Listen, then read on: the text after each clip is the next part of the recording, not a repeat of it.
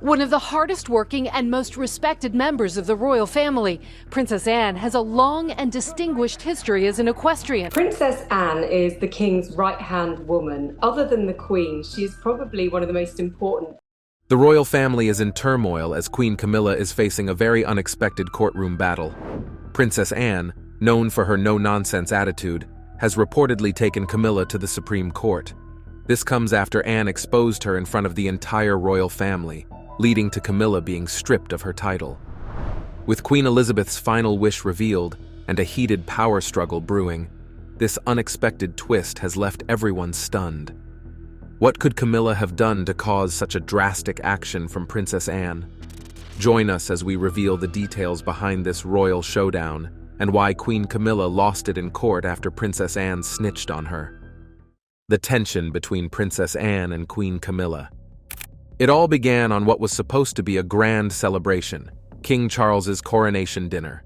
The evening was rich with royal rituals, dazzling displays, and the glitter of tiaras. But behind the grand walls of Buckingham Palace, something much more serious was happening, a drama that would change royal history forever. At the heart of it was Princess Anne, known for her no-nonsense personality and fierce loyalty to the monarchy. Anne has always been someone who speaks her mind, no matter the cost.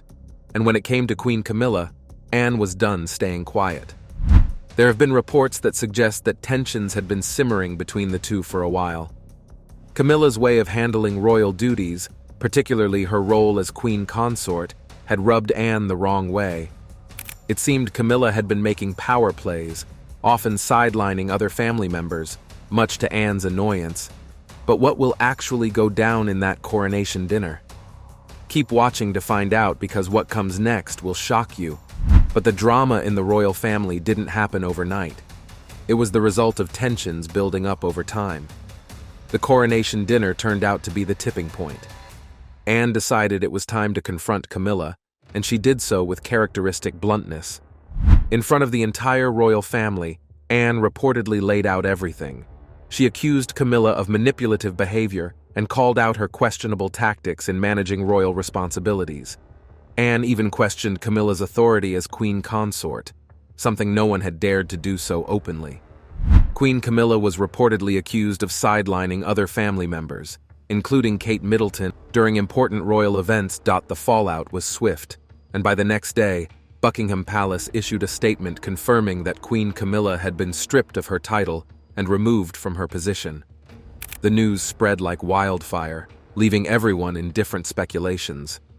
Even King Charles, known for his loyalty to Camilla, was reportedly left with no choice but to follow advice from senior royals.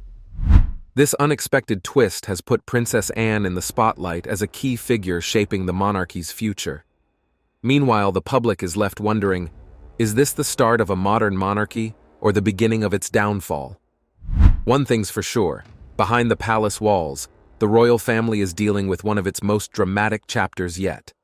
To truly understand the fall of Queen Camilla, we must revisit a small but powerful moment during the coronation. Princess Kate made a bold statement without saying a word. Kate, the future queen consort, chose not to curtsy to Camilla. At first glance, this might seem minor, but in the world of royal etiquette, it was a huge deal. A curtsy is more than a polite gesture. It's a sign of respect and tradition. For Kate, not curtsying sent a clear message about the growing tensions in the royal family. Many royal experts quickly started guessing what it meant. Some believed Kate's decision was her way of saying she was tired of old traditions. After all, the monarchy has been under pressure to modernize for years, but there was more to it than just tradition. Reports suggested that tensions had been building between Kate and Camilla, with a major sticking point being Camilla's handling of family dynamics. One particular event caused a major rift. Camilla had invited a large portion of her own family to a royal event while leaving out Kate's family, the Middletons. This move didn't sit well with Kate, who has always leaned on her family for support in her royal role. It wasn't just about being left out. It was about loyalty and respect. Kate's decision not to curtsy seemed to reflect her growing frustration with Camilla, but this wasn't just a simple disagreement. It was a public display of deeper problems within the royal family. The once perfect image of unity was beginning to crack, and the world was watching. Camilla, who had fought for years to become queen consort, now found herself under intense scrutiny. But how badly did this confrontation affect Camilla's reputation? Keep watching to find out. The effect of this confrontation on Camilla's reputation. The confrontation with Princess Anne, Kate, and Prince William left Queen Camilla's reputation in ruins, both within the royal family and in the eyes of the public. For years, Camilla had worked tirelessly to gain acceptance due to the fact that people secretly and even openly blamed her for the downfall of the marriage between King Charles and Princess Diana. Her rise to queen consort had been a hard-won victory, overcoming decades of criticism and public doubt. But in a matter of days, everything she had built started to crumble like a pack of cards. The royal family is built on unity and tradition, and Camilla's role as queen consort was supposed to symbolize stability, but the disagreements and tensions revealed cracks in that image. To the public, it seemed that Camilla's actions and decisions had created divisions within a family that already faced intense scrutiny. This painted her as a disruptive figure rather than a unifying force. Camilla's clashes with senior royals, especially the beloved Princess Anne, Kate Middleton, and Prince William, damaged her standing. Princess Anne is known for her dedication to the monarchy, and her open disapproval of Camilla was a major blow. It suggested that Camilla's leadership as queen consort had failed to earn the respect of key royal figures. If Anne, a trusted and loyal royal, couldn't support her, how could the public? Kate's silent refusal to curtsy also spoke volumes. Kate is a modern royal icon, admired for her grace and connection to the public. When she didn't show the expected respect to Camilla, it sent a clear message that even the younger generation of royals had doubts about her position. This subtle defiance only increased the public perception that Camilla was out of touch with the rest of the family. Prince William's frustrations worsened the damage. William, as the future king, carries significant influence. His reported criticism of Camilla's handling of royal duties made her seem ineffective and out of sync with the monarchy's future direction. For a queen consort, losing the trust and support of the next generation of leadership is a serious problem. The fallout exposed power struggles within the royal family, breaking the image of unity they usually try to project. Camilla's efforts to gain more control and push aside other royals made her seem more like a political player than a supportive partner to King Charles. To the public, this was the opposite of what a queen consort is supposed to be, someone who helps bring stability. Her removal from the role of queen consort was the final blow. It wasn't just a personal loss for Camilla. It was a clear message that the monarchy no longer trusted her to do the job. This decision hurt her legacy and damaged her reputation. Camilla's fall from grace has become a warning about how fragile power, tradition, and family ties can be within the royal family. It shows how easily both public and family trust can be lost, and how hard it is to rebuild it once lost. For Camilla, the consequences of these events will be long-lasting, overshadowing the years she spent trying to secure her place in royal history. With Camilla's sudden departure from the royal stage, the question on everyone's mind is, who will step into her shoes as queen consort? Will Kate Middleton be fast-tracked into the role, or will another royal family member take on the responsibilities of queen? As the shockwaves from Camilla's removal settle, one royal figure seems to have risen above the rest, and that is Princess Anne. Stay to find out what comes next for her. What's next for Princess Anne and the British monarch? Princess Anne, known for her no-nonsense attitude and strong sense of duty, has always been one of the most reliable members of the royal family. But in recent times, she has proven that she is more than just loyal. By directly challenging Camilla and exposing the power struggles within the family, Anne has firmly established herself as an important figure in the monarchy's future. Her bold actions, while controversial, have shown that she is not afraid to confront the most powerful members of the royal family. Her decisions could change the monarchy in ways that no one could have predicted. Princess Anne's role in bringing Camilla's downfall into the open has made her someone who cannot be ignored. She has demonstrated that being loyal to the crown doesn't mean staying quiet. It means having the courage to stand up to those in power. even if it goes against royal traditions. Anne's bravery has earned her respect, but it has also raised many questions. Her actions may have secured her place in royal history, but they have also caused a shift in the family's power dynamics. The royal family, which was once seen as united and stable, now faces divisions that cannot be ignored. Looking ahead, it's clear that the British monarchy is at a critical point. Camilla's removal from her position as queen consort has rocked the royal family, revealing tensions and struggles that had been building for years. With her fall, the monarchy must now face tough questions about its future, especially as public opinion about the family changes rapidly. The monarchy, once thought to be an unshakable symbol of stability, now finds itself at a crossroads. Its public image and unity are no longer guaranteed, and the future is uncertain. Camilla's removal is not just an isolated event, it is part of a much larger pattern that reveals deep divisions within the royal family. As old alliances crumble and new ones form, the question of what the future holds for the monarchy becomes more urgent. What will the monarchy look like in the years to come? How will it remain relevant in a world that is changing fast? The monarchy, once regarded as the model of stability and tradition, is now facing an identity crisis. The question is whether it can survive in a rapidly evolving world. With public opinion shifting and expectations changing, the royal family must figure out how to adapt to these new realities while keeping its traditions intact. How can it stay true to its past, while also moving forward in a world that demands more modern values? As the monarchy tries to navigate these challenges, one thing is clear. The British royal family is no longer the symbol of unshakable unity it once was. The internal power struggles and divisions that have been exposed show that the family is not as united as it once seemed. The monarchy, once thought to be a symbol of tradition, is now facing public scrutiny like never before. Its future depends on its ability to adapt, heal the divisions that have surfaced, and evolve to meet the changing demands of society. With the monarchy's public image at stake, it's uncertain whether it can recover from the fallout of Camilla's removal and the growing tensions within the family. Can the monarchy emerge from this turmoil stronger than before, or is this the beginning of its unraveling? Only time will tell.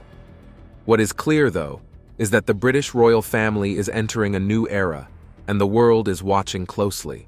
Every move they make will be under the spotlight, and how they handle this crisis could define the monarchy for generations to come. The monarchy's future is uncertain, with deep divisions within the family and public support no longer a given. Will this period of turmoil lead to the rise of a modern monarchy, or could it signal the end of one of the oldest and most iconic institutions in the world? Only time will tell. Do you think Queen Camilla's removal as queen consort was necessary? What exactly did Paul reveal? Has his revelations changed the way the world views Princess Diana and her legacy? Let's get started. The fateful night of Princess Diana's death. Before we get into what Paul had to say about Princess Diana after she died, we need to first know how she died, and if the reason for her death was why Paul broke his silence in the first place. Everyone who knew Princess Diana, personally or not, loved her. She was the most loved member of the royal family, if she still is even a member of the royal family. She's the one that I think we all connected with. She was an incredible princess whose beauty and sweet personality made people all around the world fans of the crown. But one fateful day, everything changed. On the night of August 31st, 1997, something terrible happened that many people will never forget. Princess Diana, a woman loved by millions around the world for her kindness and work for good causes, died in a car crash in Paris. She was only 36 years old. The crash in a Paris tunnel that killed Princess Diana, Dodi Al-Fayed, and their driver, Henri Paul, was the fault of the driver, drunk and speeding away from the chasing paparazzi. This event happened when she was trying to escape from photographers who were following her. Princess Diana was with her boyfriend, Dodi Fayed, at the time. Dodi was the son of a very rich man named Mohammed Al-Fayed. The couple had spent the evening together and were trying to get away from all the attention that surrounded them. That night, Princess Diana and Dodi Fayed had been at the Ritz Hotel in Paris. The Ritz was a famous hotel, and it was owned by Dodi's father. Diana and Dodi had been dating for a while, and many people were very interested in their relationship. The media and photographers, known as the paparazzi, were always trying to take pictures of them. Earlier that day, they had enjoyed some time together on a boat, relaxing on the French Riviera. But when they returned to Paris, they were once again followed by the paparazzi. This constant attention from photographers made their lives difficult. In the evening of August 30th, Diana and Dodi had dinner at a fancy restaurant inside the Ritz Hotel. After their meal, they decided it was time to leave. But they knew that many photographers were waiting for them outside the front entrance of the hotel. To avoid them, they made the choice to leave through the back door instead of the front. They hoped this would help them get away without being followed. Despite their efforts, the paparazzi found out about their plan and followed them as soon as they left. Diana and Dodi got into a black Mercedes-Benz car. The driver of the car was a man named Henry Paul. Henry Paul worked at the Ritz Hotel, and he was the one driving them that night. There was also a bodyguard in the car with them named Trevor Reese Jones. Henry Paul was driving the car because they wanted to leave quickly and escape from the photographers. The group hoped to reach Dodi's apartment, which was not far from the hotel. They thought that if they could get there fast, they could avoid the paparazzi and have some peace. But the photographers did not give up. They followed the car on motorcycles and in other cars, determined to get pictures of Princess Diana and Dodi Fayed. As the car sped through the streets of Paris, Henry Paul tried to lose the photographers by driving faster and taking different routes. The situation became dangerous as the car was moving very quickly through the city. They eventually entered a tunnel called the Pont de l'Alma Tunnel. This is where things took a turn for the worst. In the tunnel, Henry Paul lost control of the car. The car crashed into a pillar inside the tunnel at high speed. The impact of the crash was devastating. The front of the car was crushed, and the people inside were seriously hurt. When emergency services arrived, they tried to help everyone involved. 2 phone calls came early on and told me that there had been an accident, and clearly I needed to get to the hospital quickly. Sadly, Dodi Fayed and Henry Paul were pronounced dead at the scene. Princess Diana was still alive but in critical condition. She was rushed to a nearby hospital, where doctors did everything they could to save her. Despite their efforts, Princess Diana died a few hours later from her injuries. The only person who survived the crash was the bodyguard, Trevor Reese Jones, though he was badly hurt as well. The news of Princess Diana's death spread quickly, and people all over the world were shocked and heartbroken. The Diana, Princess of Wales, has been killed in a car accident, and that her partner, Dodi Fayed, has also been killed. They were apparently being pursued by paparazzi on 2 motorcycles. Many could not believe that someone as beloved as Diana could be gone so suddenly. Diana was laid to rest at her family's estate, Althorpe, in Northamptonshire, England. Her grave is located on a small island in the middle of a lake. Her family wanted this place to be a peaceful resting place, away from the public eye. Even though Diana was no longer with them, her legacy lived on. Her sons, Prince William and Prince Harry, have continued her charitable work in many ways, carrying on the causes that were important to their mother. Princess Diana's death was a tragic and sudden event that changed many lives. It showed the dangers of the intense media attention that surrounded her life, as well as the impact she had on so many people. Even today, many years later, people still remember Princess Diana with love and respect. Since her death, there have been tons of rumors of what really happened in that tunnel, but none of these rumors were confirmed. This meant that nobody knew what exactly happened that fateful night. Well, that is until recently when Diana's butler himself, Paul Burrell, came out with some truths about the princess's private life. But what exactly did Paul have to say? Let's find out. Conspiracy theories about Diana's death and Paul's shocking revelations. After Princess Diana died, at first, the crash was seen as a tragic accident caused by the driver, who had been drinking, and the paparazzi who were chasing the car. But over time, some people began to believe that there might be more to the story. They wondered if the crash had been planned on purpose, and some even thought that people in powerful positions, possibly connected to the royal family, might have been involved. One of the reasons that these conspiracy theories started was because of a letter that was written by Princess Diana herself. This letter, which became very famous later on, was written by Diana in 1995, about 2 years before her death. The bombshell letter is said to have been written by Princess Diana herself just 2 years before her tragic death. Diana alleged that her husband, Prince Charles, was planning to stage a car crash. In the letter, Diana expressed her fears that something bad might happen to her. She wrote that she believed that there were people who wanted to get rid of her, and she even mentioned that she thought they might try to cause her to have a car accident. When this letter became public, many people were very shocked. They began to wonder if Diana's death had been more than just an accident. Despite these rumors, the official investigations into Diana's death concluded that the crash was just a tragic accident. The first investigation was conducted by the French authorities. They looked into what happened that night and found that the driver of the car, Henri Paul, had been drinking alcohol and was driving too fast. They also noted that the paparazzi were chasing the car, which put pressure on Henri Paul to drive even faster. The French investigation concluded that these factors led to the crash and that it was not planned. But the conspiracy theories did not go away. In fact, they seemed to grow stronger over time. Many people were not satisfied with the explanation that the crash was an accident. They continued to believe that there might have been more to the story. In response to these concerns, another investigation was launched in the United Kingdom. This investigation was called Operation Paget. It was led by the British police, and it looked into all the different conspiracy theories that had been circulating since Diana's death. Operation Paget began in 2004, about 7 years after the crash. The probe was launched by the British Metropolitan Police in 2004 as part of the investigation into the various conspiracy theories surrounding Diana's death in 1997. The investigation was very thorough and took several years to complete.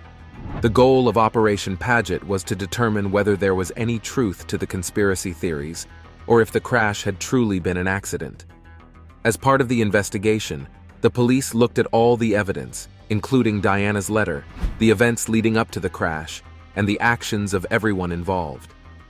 In 2006, the findings of Operation Paget were released. The investigation concluded that there was no evidence to support the conspiracy theories. Like the French investigation, Operation Paget found that the crash was caused by the driver, Henri Paul, who had been drinking and was driving too fast. The report also mentioned the role of the paparazzi, who were chasing the car and making the situation even more dangerous. Operation Paget did not find any evidence of a plan to murder Princess Diana, and it stated that the crash was a tragic accident. Despite the conclusions of Operation Paget, some people continued to believe in the conspiracy theories. They pointed to Diana's letter as evidence that she knew something bad was going to happen to her. They also raised questions about other aspects of the crash, such as the actions of the French authorities and the response of the emergency services. For example, some people wondered why it took so long for Diana to be taken to the hospital after the crash. Others questioned the role of the British intelligence services and whether they might have been involved in some way. That's where Diana's butler, Paul Burrell, came in. Princess Diana's life was always in the spotlight, but there were many things about her that the public didn't know. After her tragic death in 1997, more details about her private life started to come out. One of the people who shared many of these details was her former butler, Paul Burrell. He worked for Diana for many years and was very close to her. His revelations about her private life surprised many people and gave a deeper understanding of who Diana was behind the scenes. These stories also showed the challenges she faced and the kind of person she was when she was not in front of the cameras.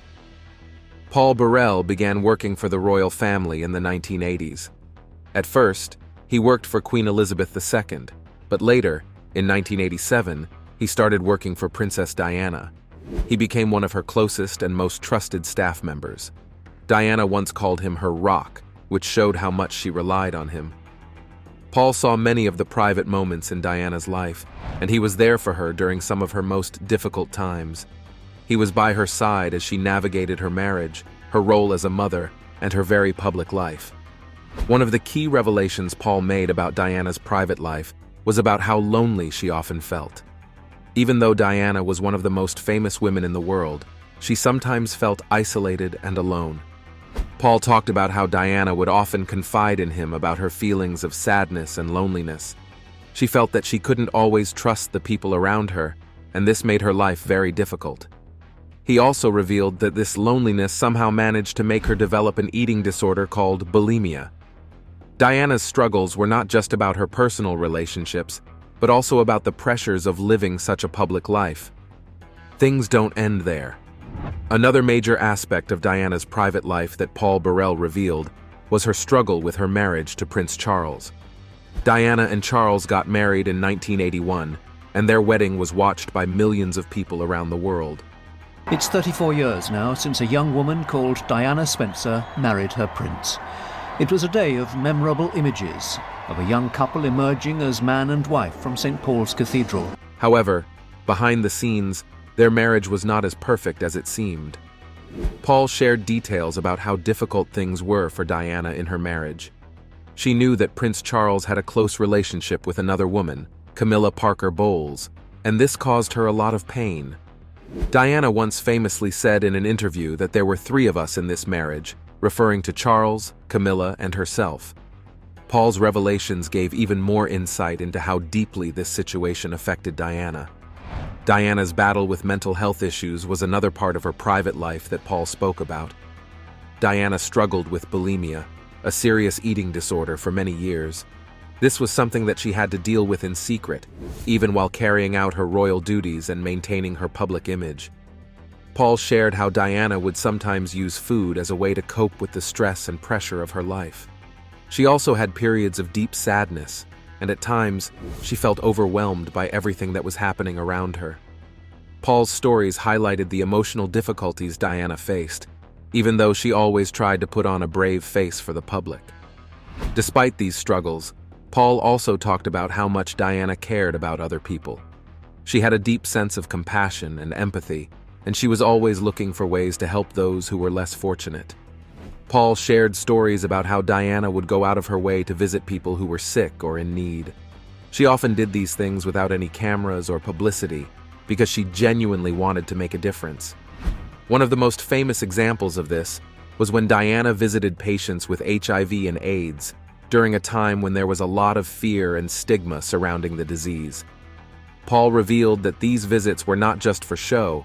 Diana truly cared about the people she was helping, and she wanted to show them that they were not alone. Apart from her compassion, Paul also spoke about Diana's strength and determination. Even though she faced many challenges, she was always determined to stand up for herself and for what she believed in. Paul shared how Diana worked hard to create her own path, especially after her separation from Prince Charles. She wanted to be her own person and to have her own voice, even within the constraints of the royal family. This was not always easy, but Diana was determined to make a difference in the world. Paul admired this quality in her, and he often spoke about how strong she was, even when things were very tough. She was so iconic and so incredible and such a beautiful spirit. I still look towards that, even today. Diana's role as a mother was another important part of her private life that Paul shared.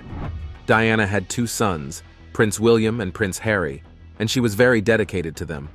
Paul talked about how much Diana loved her sons and how she always tried to protect them from the pressures of royal life. She wanted them to have as normal a childhood as possible, despite the fact that they were growing up in the public eye. Diana took her role as a mother very seriously, and Paul shared many stories about the lengths she would go to in order to spend time with her boys and make sure they were happy.